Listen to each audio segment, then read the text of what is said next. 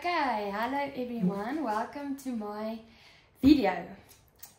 Sorry I've been a bit quiet, it's just been a bit hectic, but I'll never stop with this. I'll never stop.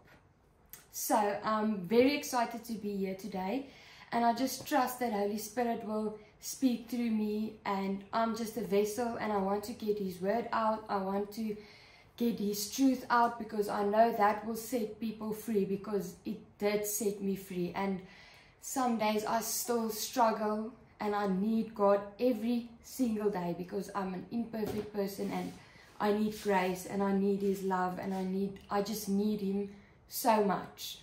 So that's what I want to talk about today actually, is what does the gospel mean in my life and in your life, and how does it change your life? Because when I look at some people today, and that was me for a very long time, like, you believe that God exists, but there's no lasting change. It's like you go to church and then something happens and you feel the Holy Spirit and you're like, I'm going to turn my life around and I love God and I'm going to live for Him. And then a week later, that fire just burnt out completely, and you just back at square one, and you're just exactly the same person that you were. And now you making the same mistakes and you feel guilty, and the devil comes and lies to you and tells you you will never be able to live for God. You will never be able to change your life. That's how you are. You're just not meant for that life. And I want to tell you that's not true. When God gets a hold of your heart, He changes you completely, and you will never, ever, ever be the same. Guys, you need to remember what makes Christianity, or what makes being a child of God completely different to any other religion. And that's why no one could ever convince me that there's any other religion that I will follow. Is what makes our God so different is that He became human and He lived a perfect life. He was crucified, but then He rose again.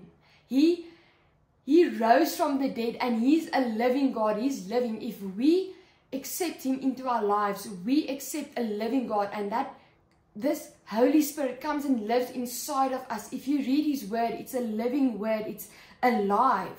It's not some character that lived 10,000 years ago, and what he told or spoke about then is like completely irrelevant. It's nothing like that. It's a living God, and if you accept Him into your life, you get that your spirit is awakened, and you feel Him inside of you, and if you struggle with anything, you can ask Him, because He's so alive and He's living inside of you, and His word is truth, and it's alive, and if you read it, it's going to be relevant to your life.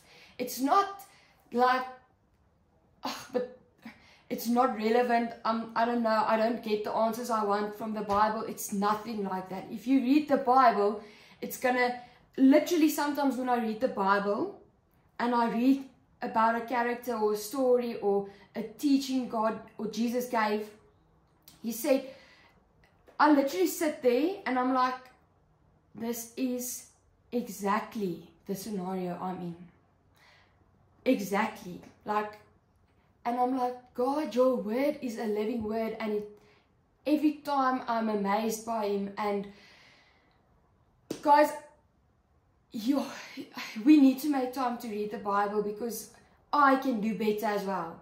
Because sometimes life gets so busy, and sometimes we just don't get to it. And I want to tell you, please just listen today what Holy Spirit is going to say through me. And I want to encourage you to please just keep on listening, and maybe this word changes your life or your perspective on something. So I want to explain it in like a way my dad explained it to me. So when us as a human being, we have a mind, a body, and a spirit. Okay? So when you get born, obviously your body, you have your 5 senses, that's your body. And then your mind is your intellect, and that gets developed as you grow older. Okay, but then you have a spirit. So your spirit gets awakened if you get born again. So the moment you decide to give your life to Jesus and to be born again, your spirit is awakened. Okay, so the moment your spirit is awakened, it's like, okay, I've invited Holy Spirit into my life. So my spirit is now awake. And then, as you grow older and you spend more time in His Word and you spend more time with God, your spirit gets stronger. So that's when lasting change comes. Okay? Because sometimes we go to church and we feel an emotion in our mind, in our body, and we're like, okay, I'm going to live a changed life. Like, I love Jesus and I'm going to do it. And then 3 days later, you just feel dead. You're like, no, I don't feel that anymore, because the spirit in me is still dead. The spirit wasn't awakened. I didn't allow Holy Spirit into my life. That's why lasting change, the change doesn't last. Like, it feels like I give my life to God like every second week and then I fall again. And it's because we don't allow Holy Spirit to come into our lives, that our spirit gets awakened, and then we need to, it's a journey then. That your journey with God starts when you repent and you give your life to Him. That's the start. That's not the finish. That's the start. And then it's a journey to get to know His Word better and to live accordingly. And then being in this process of Him making you holy and being set apart, letting Him build you and form you to be more like Him. So that's the journey that awaits the moment your spirit gets awakened. Then you need to keep on feeding your spirit, because otherwise it's going to die down again. It's like my body. If I don't feed it, or if I don't take care of it, it's going to perish and it's gonna fall flat. So that's exactly the same with our spirit. So it gets awakened and quickened if we get born again, but then we need to, it's a journey then to keep on feeding it, to make it stronger, and to follow this process with Jesus. It's not the end if you get saved, because a lot of people, they get saved and they say, yo, I believe in Jesus, I believe in God, but then nothing changes. And I want to tell you, that's not how a relationship with God works. And then a lot of people think, yes, I believe in God, like I'm saved. And I want to tell you, that's not what a relationship with God means. It means when you believe in Jesus Christ and you believe He is the only true King, He sent His Son and He rose again from the dead, that's the start of your journey. Okay, it's not the end. You can't continue living like you lived before, just now believing there's a God, because the devil also believes God exists. He also believes Jesus is the Son of God, and that means nothing if you don't have a relationship with Him. So don't think that's the end and now I can just live my life. But I do believe in God and I do believe that He exists. It's not enough, guys. Because a lot of churches even, they preach, if you just believe that Jesus is the Son of God, then you are saved. And you can never lose that. They literally teach that you can never lose your salvation. And you just need to believe. And yes, that's the start. And then that's when the Holy Spirit comes in and your spirit gets awakened and quickened. But then it's a journey. Like, you can't just believe He exists.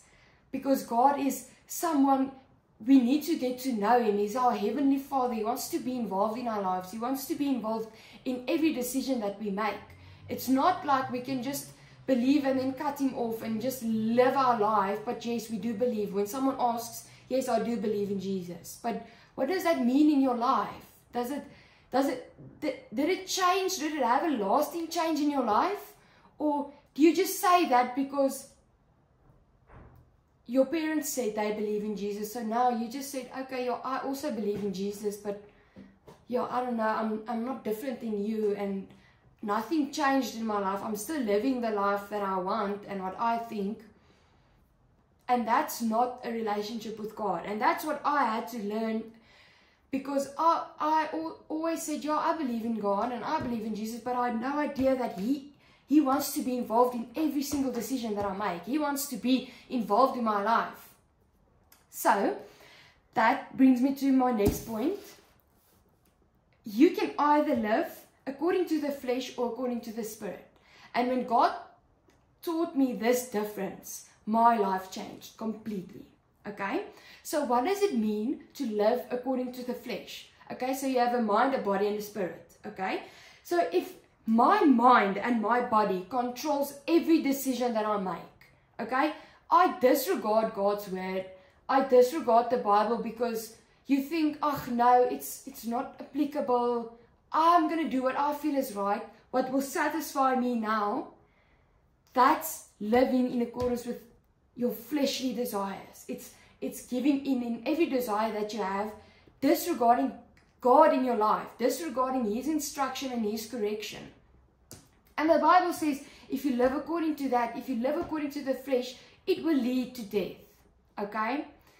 Why does it say it will lead to death? Because if you live according to the flesh and you have no regard to the Spirit or what God says, how can you have a relationship with Him? And the only thing that gets us right in right standing with God is if we accept Jesus and we allow Him to change our lives, to live a holy life, to be set apart, and to let Him live through us. That's how we get to in right standing with God, and that's how we live in righteousness. You cannot live in righteousness if you don't have Jesus. Guys, that's impossible. Because if you think you can live without Jesus and without His instruction and without taking into account His example that He set for us when He was on earth, and you think you can be in right standing with God, you need to be perfect. And I don't know about you, but I am not perfect. Because He's a holy God, and if we want to do it ourselves, we need to be perfect in order to get to Him and in order to be in right standing with Him. And that's just not possible.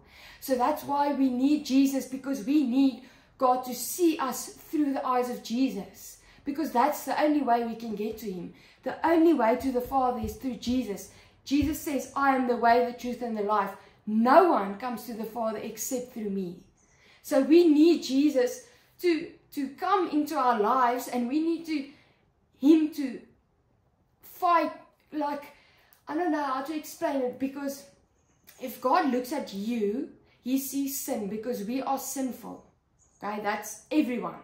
But when Jesus came and He died for our sins, He put this blanket over us. And then when God looks at us and we are saved, He sees Jesus and He says, no, you are in right standing with me because of what my Son has done for you on the cross.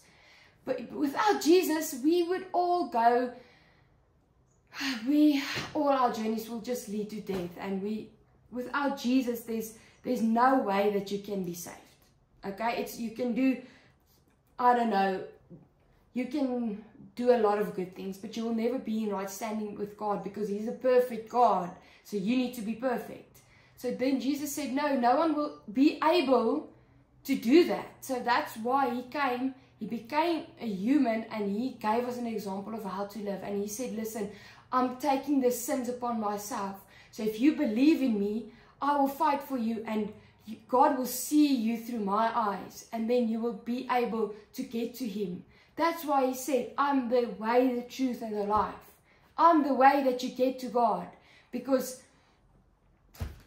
because that's just how loving He is. He says, because you will never be able to do that on your own. Okay.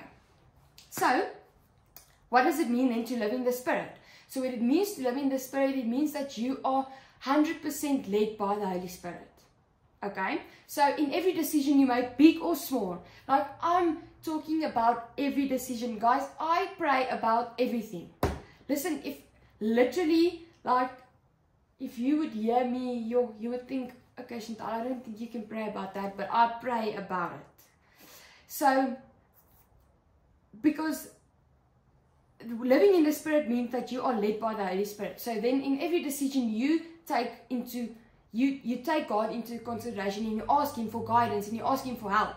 Okay? So, a lot of times in our journey with God, we feel like God is quiet. Okay? And this is something that I sat with God with, because it's something that I struggle with, because sometimes I want a straight answer.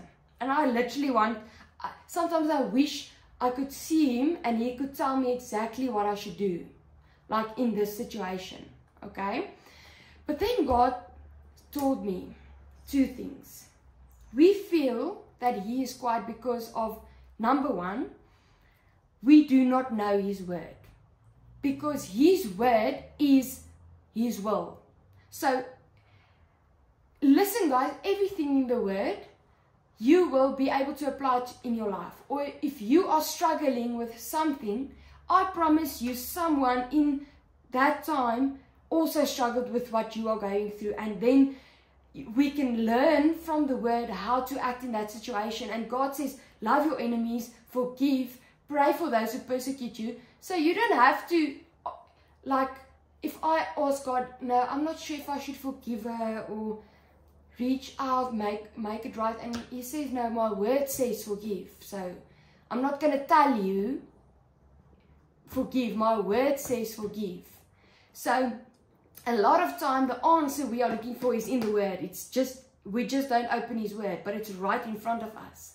So that's the first thing, because the Bible says all scriptures are God breathed, and it's useful for teaching, for rebuking, for correcting, and training, and to live in, to be righteous. So God's word, it says it's God breathed, it's a living word, and it's used for instruction and correction. So if you are feeling like, I don't hear God's voice, I don't know what to do in this situation, maybe you just need to maybe I just need to open my Bible, because the answer is right in front of me. And the second thing God told me is, He said we need to trust Him. Guys, if you get reborn and Holy Spirit is in your life, the Bible says the Holy Spirit will give you discernment. Okay, so we need to trust the Holy Spirit to show us, listen, is this real? Is this fake? Is this He will give you wisdom, and He will give you discernment to make decisions according to His will. We need to trust God. Okay, we can't, if we hear something, if God tells us something, we can't doubt Him, because the Bible says the Holy Spirit will give you discernment and He will give you wisdom. All you need to do is ask. So don't let the devil lie to you and tell you that He's quiet and He doesn't hear you. Sometimes it's in His word. Guys, it's a living word. It's His will. His word is His will.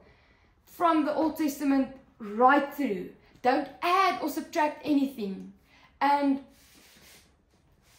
that's the most important thing that I actually want to talk to you today about, is to not add or subtract anything, or don't listen to anyone who adds to the Word of God or leaves out something about the Word of God, because that's unbiblical, and we need to trust every word that He says, and we don't need to add or subtract anything.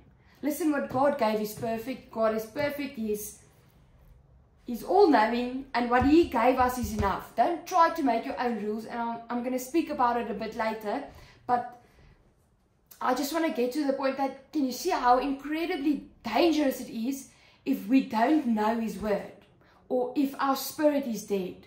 Because the Bible says God is spirit, and His word is God breathed. It's used for teaching, rebuking, and instruction and training. So if your spirit is dead and you never open His word, you will keep on feeling confused. You will live without you will stay confused. You will live without instruction. You will live without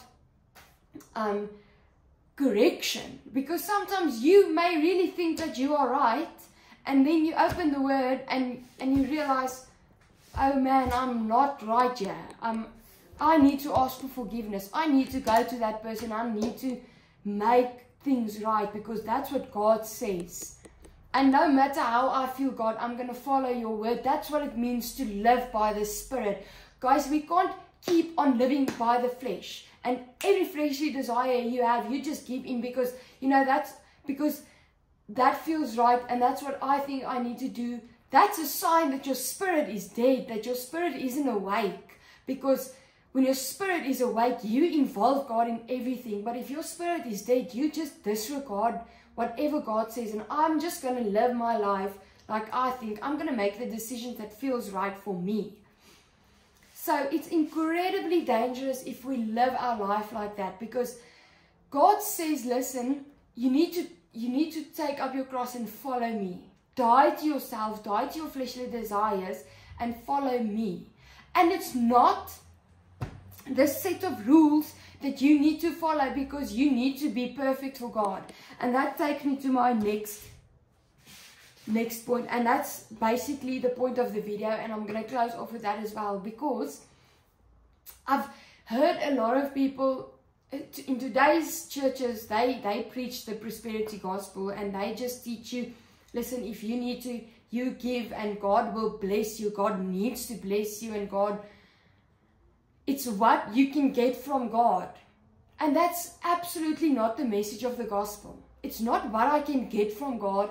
It's, listen, without God, I'm nothing. I feel empty and I live without instruction and correction. That's why I need God. God doesn't need me. He wants me. Definitely He wants me. But He doesn't need me and He's not obligated to bless me. And with that said is, don't serve God for what you can get from Him. Because then you are missing the most beautiful love story. Because it's not what you can get and how much you can get and how much you can be blessed. Guys, living for God changes your life. He teaches you to forgive, to be humble, if you are hurting, you can sit with Him and you can sulk and He will heal you. And He's always there to listen to you. That's why we serve God, is because we are in need of a loving and forgiving Father. We need mercy in our lives because I mess up every single day and I need His mercy. And that's the point of the gospel. That's why Jesus came, because He wants that relationship. It's not what I can get from you. And yes, the Bible says that we need to give our 10% of our income to the church. And it's not because God needs our money. And I want to just quickly, this is not in my sermon, but it's biblical to give your 10%. Okay? But it's not because God wants your money. It's because He wants to test your heart. Are you willing to give back 10% of what I've blessed you with? Or are you keeping everything? It's like my dad gives me 100 rand and he asks me for 10 rand back. And I'm like, no. It's his money, it's his 100 rand, but I don't want to give 10 rand back to him. Will you bless that child again? Will you bless that kind of heart? It's giving your tithe is nothing to do with, oh, God will bless me. It's about your heart. God, I didn't deserve this 100, but still you gave it to me. God, yeah, take whatever you want. I trust you with everything in my life. And if you only want 10%, God, I will give you even more. Because all that I have is yours. And everything I have is because of you and because of your love and because of your mercy. It's nothing to do with what I can get from God. It's like you're missing the point. He wants to look at your heart. Do you have a humble heart, a giving heart? He loves a gracious giver. He loves it because that's who He is. He gives without people, He gives without even thinking about it, because that's how loving and merciful He is. And He just wants to test your heart to see, because He said you can only have one master. It's either money or it's me. So if you are holding on to this money like it's your everything, you can't serve me, because you can only one thing can control your life. It's either money or it's me. So He's just teaching us, and He wants to see with what heart you give it to. And yes, you can pray to what church will use it for the correct reasons, but that's what they need to explain to God. He is looking at your heart when you are giving. So it's absolutely biblical to give your tithe, because a lot of people, when churches ask, immediately everyone looks like, oh, they just want money. No, some churches do, yes, but it's biblical to give your tithe. So just to get that out of the way. But absolutely there is prosperity preaching to just tell you that, yeah, God is just this guinea pig and you will just get from him. You're missing the point. You're missing God completely. So if you think he's like this, if you give, he needs to bless you and he will bless you and you will live this luxurious life apart from him, then you are missing the gospel completely. And that brings me to a point that I really want to talk about, because I feel it's so important. And I want to talk about, what does the gospel mean in my life and how does it change my life? Because a lot of people think it's the set rules that we need to follow and then we will be in right standing with God. And I want to take you, if you read your Bible, you will see countless instances where Jesus encountered the Pharisees. These were the religious leaders of that time. Okay, so the Pharisees, they were the religious leaders of that time, so they taught God's word. They do believe God's word, but they've added a lot of man-made rules to God's word. Okay, so remember, before Jesus came, in that time, the Bible wasn't like something that you can just go and buy. It was a very precious, the word of God that God gave to Moses was very precious. It was like, I will one day make a video of how they made the Bible and how they literally, how it's this awesome picture of how they made the scribes and how they made the Bible. Because this was a very, very precious thing to have. So the Pharisees, they had access to this, the word of God, but then they've added a lot of man-made rules. So what I mean by that is, God will say, don't touch this pen. Okay, they were so scared to be disobedient to God, to not touch the pen, they would add a lot of other rules. They will be like, don't come into a house where there's a pen. And Jesus said, that's not what I said. I said, don't touch the pen. I didn't say, don't come near anything that has this. So do you see how they've added a lot of extra rules that sometimes they couldn't even obey because it was so strict. It was like, it's impossible to follow all your rules. Okay? So then Jesus came.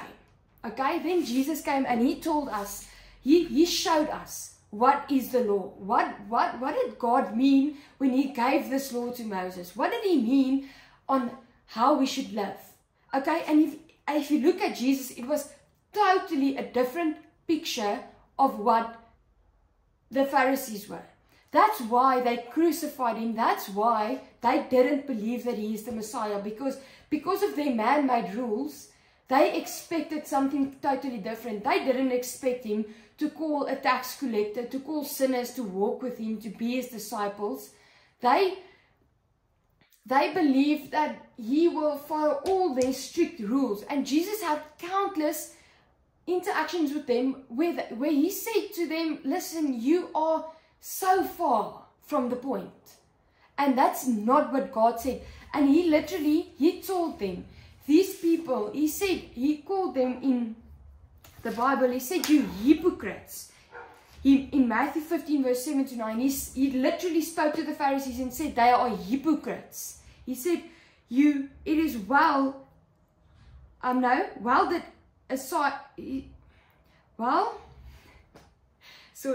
he said, it was true what was prophesied of you.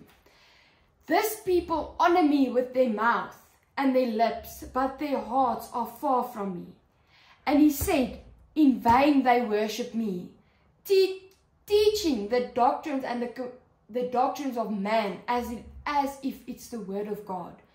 And I thought, yo, that's a bit, yo, imagine you are living so strict life and you just try everything in your mind to not be disobedient to God, and then Jesus comes and he says, you hypocrites, you worship me with your lips, but your hearts are so far from me, you worship me in vain. I was like, yo, that's a hectic statement, because everything they do, Jesus is telling them it's in vain. It means nothing.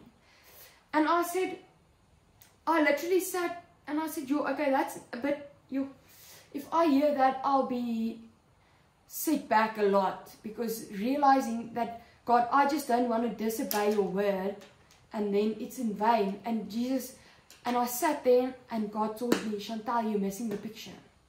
Because that's not the point of the gospel. It's not to be perfect.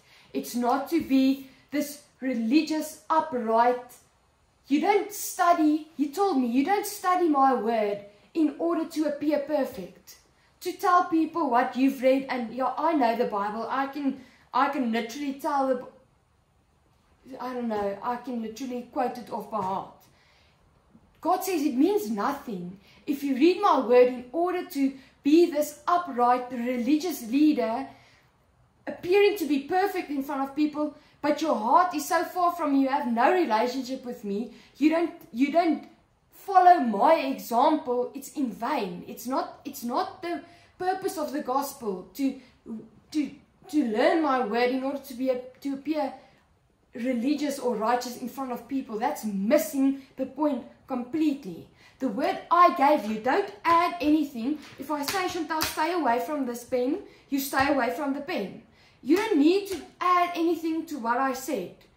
Because how many times, because a lot of times we look at these people, and I literally some days I sit there and I'm like, how did you miss Jesus? Because you will see in Israel, until today, some of those Jews, they still believe that Jesus isn't the Messiah.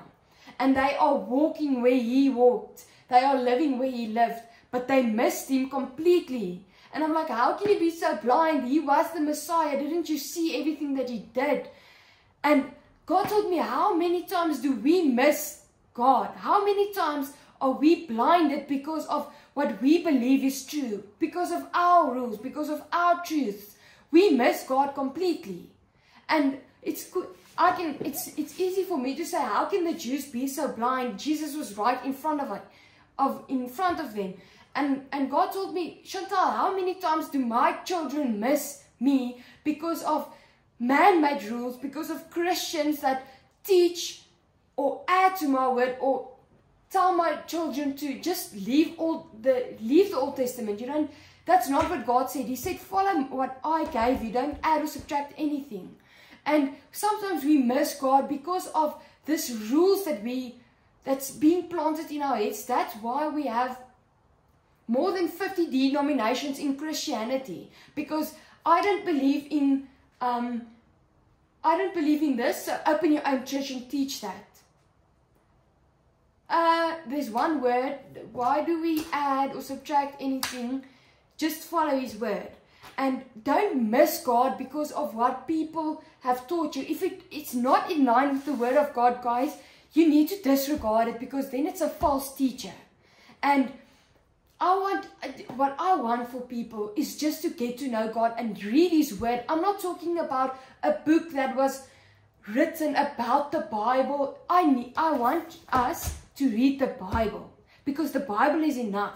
The Holy Spirit, if your spirit is awake and the Holy Spirit is in you, He will make these things alive for you. If you just need to open his word. Don't open a book that someone wrote about the Bible. Just read the Bible. Just read God's word, because that's where his character is revealed, where his will is revealed. So I just want to tell you, like, a lot of people look at Christians or religious leaders to be this example of what God is. And that's absolutely not true.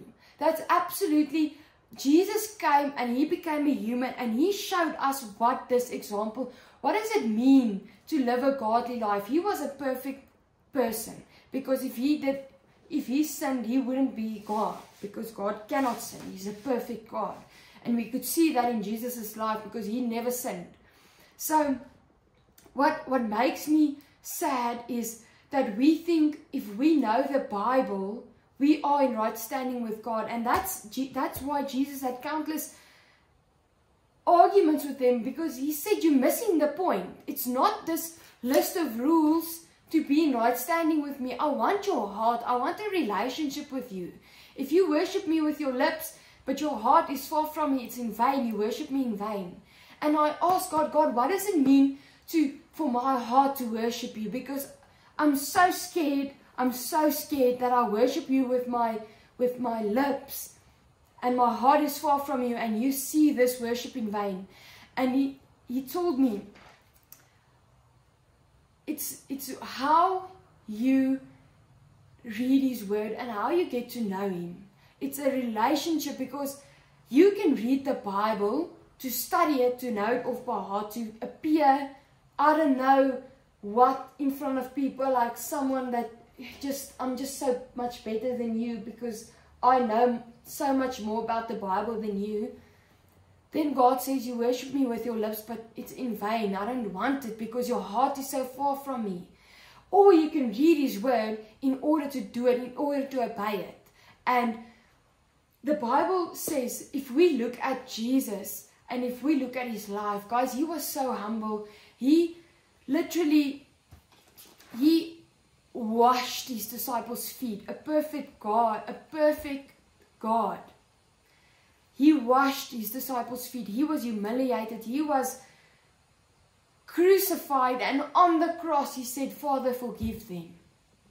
And I'm like, God, I'm so far from that sometimes. I'm like, I get prideful. I think, I don't know, I'm not going to forgive them because they've hurt me. And guys, Jesus gave us the perfect example. If we can just look at him and see the example that we need to follow, because that's when our hearts are close to his. And if you tell him, God, please change my heart. If you read the word, I want to challenge you this week. Before you read the word, pray and ask God, if my heart is not right, if I'm not reading your word in order to be transformed, in order for you to change me, to make me more like you, then change my heart before I continue reading your word. Because it's not about how much I know. God, it's about how you are transforming my life. I want to be humble. I want to be able to say, I was wrong, I need God. I don't want to appear perfect to people because, God, I'm not perfect and I'm going to mess up again. And yes, He is gracious and He's a loving God, but He calls us to be holy and He calls us to be set apart. We can't just believe in Him and then live a life that has no lasting change, guys, because it's a lasting change if our spirit is awake and we continue to strengthen our spirit. And He changes your heart, but you need to read His word in order to be transformed. You need to read it in order for Him to renew your mind, to say, God, I'm nothing like you. I need you so much because I want to be as loving as you and I want to be as forgiving as you. I don't want to be the reason someone doubts your mercy and your love and that you give second chances. God, I'm not going to be that person that says, no, I'm never talking to you again. Like you've heard me so many times. Because God, every time I come to you, and it's been multiple times, you receive me with open arms. And if I'm the only Bible someone reads, God, I want to show them your mercy and your love. I'm not going to be the reason they doubt in your goodness and they doubt in your mercy and they doubt in your love. So I need you to change me, and that's the whole point of the gospel. It's not to seem like you are this big Christian. There's nothing like a big or small Christian. But you are he's a really big Christian. Like, what does that mean? Like, either you believe in God, you're a child of God, or you're not. If you're in between, you're lukewarm, and God hates lukewarm. Just rather be cold. Just don't be this lukewarm, you know my word, you know what I say, but your life, your heart is so far from me. You can't take any correction, you can't take any instruction, you never forgive. You are so far from humble that no one can even tell you anything. And God says, what is it? Like, why do you read my word and teach it and add all these man-made opinions, but your heart is so far from me. He says that means nothing. I'll rather take someone, because God loves humbleness. He loves humbleness. Jesus was the definition of humble. Okay? So God will rather take someone who is humble, who can confess that I've done so much wrong and I need God, before he takes this religious leader walking upright, knowing the Bible off by heart, versus a humble person that is still on this journey and needs to get to know a lot of God more and a lot of his word more. He will rather take that and do that journey with this humble servant, because that's obedience. But this religious leader walking upright, looking down on everyone else, that's not how God calls us to be. So if you've seen Christians living like that, I'm sorry, but you need to stop looking at Christians to be an example, because God gave us the perfect example, and that's Jesus. So the main message of my sermon today is just to ask God to have a look at your heart. Because if there's any pride, or if you read his word in order to appear perfect in front of people, guys, we are missing the gospel. Because he gave us his word in order for instruction, for teaching, but our spirit needs to be alive. You can't do that with a spirit that's dead.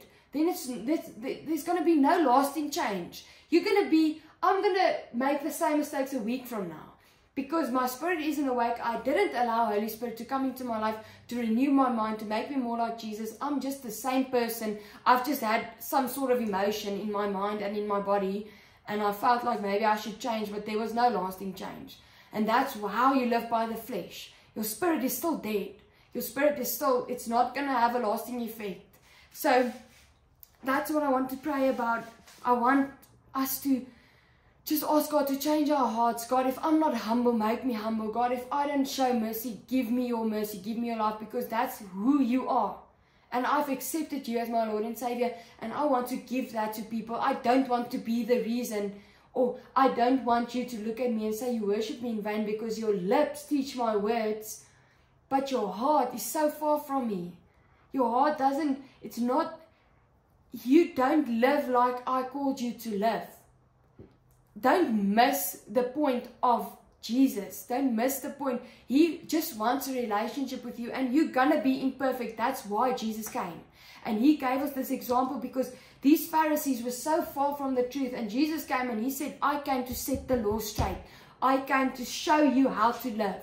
It's not like this religious leaders are showing you at the moment, because they are telling you this man-made stuff. And Jesus said, you're missing the point. You're totally off. And then Jesus came and he showed us this example of how to live.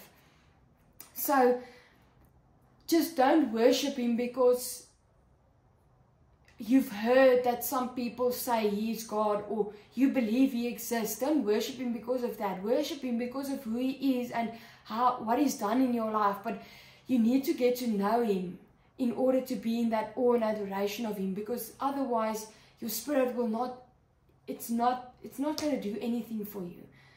And yes, that's just what I want to talk to you about today, and allow God to change our hearts, to make it softer, to make it more like him. We are not better than anyone. We need God just as much as this person next to me needs God. We all have sinned and fallen short of the glory of God. And we need Jesus. Everyone needs Jesus. And it's not enough to only believe that Jesus exists. Do you have a relationship with him? Is your spirit alive? Do we involve him in every decision that we make? Because that's when lasting change comes, and that's when we build this relationship with him. It's not, I don't study his word in order to memorize it, in order to seem, I don't know, religious in front of people. That's people pleasing, and God says, what are you doing?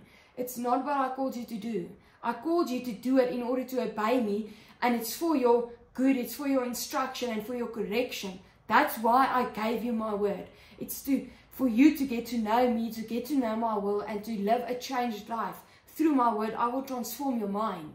So that's the purpose of the gospel. It's to have this rock in my life. and say, God, I've fallen short of your glory and I need you, Jesus. I need you to come and change me. It's not to appear a certain way in front of people. What does your heart look like? So I want to challenge you every day that you read the Bible this week. Ask God, God, am I doing this with the right heart? Am I doing this in order for you to change me and renew me and make me more like you? Or what is my heart's intention about studying your word? And if it's not right, God, I want to get my heart right with you, because I don't want my worship to be in vain. So, yes, guys, that's what I wanted to talk to you about today. If you have any questions, please let me know. Or if you want me to talk about something specific, I will. But thank you for listening if you're still here. And I hope you have a blessed weekend further.